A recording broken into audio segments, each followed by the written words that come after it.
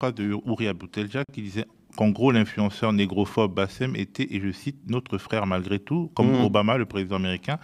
Alors, cette solidarité limitée, certes limitée, mais obligée, est-ce qu'elle n'est pas un piège ?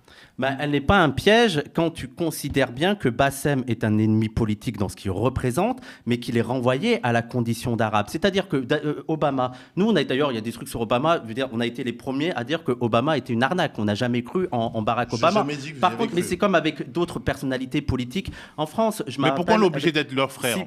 Mais quand on dit frère, c'est qu'ils partagent avec nous, c'est que dans la tête des racistes, on fait partie du même camp, c'est-à-dire c'est un noir, c'est un arabe, c'est un musulman, c'est ci, c'est ça, et donc ils vont partager les mêmes oppressions, c'est-à-dire que Obama va aussi non mais pas au même degré, bien sûr que non, mais il y a toujours l'idée, mais même entre classes, il y a toujours l'idée, je veux dire, Obama il a beau être le premier président, il était beau être le président des États-Unis d'Amérique, il y avait quand même des rednecks qui se sentaient supérieurs à lui en le traitant de singe. Je le dis d'ailleurs je le dis aussi que qui appartenaient aux classes privilégiées ne protègent pas du racisme et qu'il existe des clivages intraclasses. Je le dis.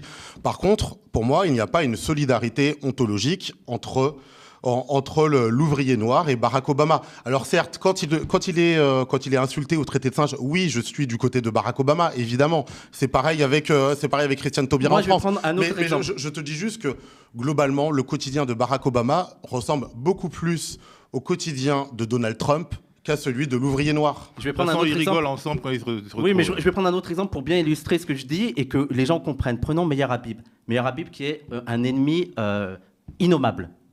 Tout ce qu'on déteste. Par contre, si Meyer Habib se fait traiter avec des insultes antisémites, on devra se mettre du côté de Meyer Habib. L'exemple, il est très simple. C'est-à-dire que sur la question de la race, il y a des priorités que on n'acceptera pas, même pour quelqu'un comme Meyer Habib, ou même comme Barack Obama, ou même comme Bassem, des insultes racistes. Et que dans ce cas-là, on sait très bien que nous, en tant que Noirs, Arabes ou Juifs, on a intérêt à lutter contre ça, parce qu'on sait très bien que si on laisse passer ça sur Meyer Habib, après, ça va nous tomber dessus. Alors, Donc, c'est pas plus loin que ça. C'est exactement